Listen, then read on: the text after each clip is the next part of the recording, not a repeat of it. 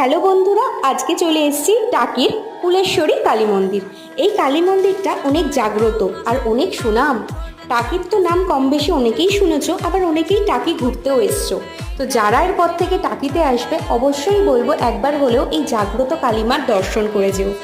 আর যেখানে মা থাকবে সেখানে বাবা থাকবে না, এটা তো কখনোই সম্ভব না। তো দেখে নাও, প্রথমেই আমরা বাবার দর্শন করলাম, আমাদের স্বয়ং ভোলানাথ। এই আমরা শিবলিঙ্গ দর্শন করে আমরা চলে যাব মায়ের মন্দিরে। জানো, এখানে একটা কথাই আছে, সকলে নাকি মায়ের চোখের দিকে তাকাতে পারে না। আর আজকেও ঠিক আমার সাথে একটা অদ্ভুত ঘটনা হলো।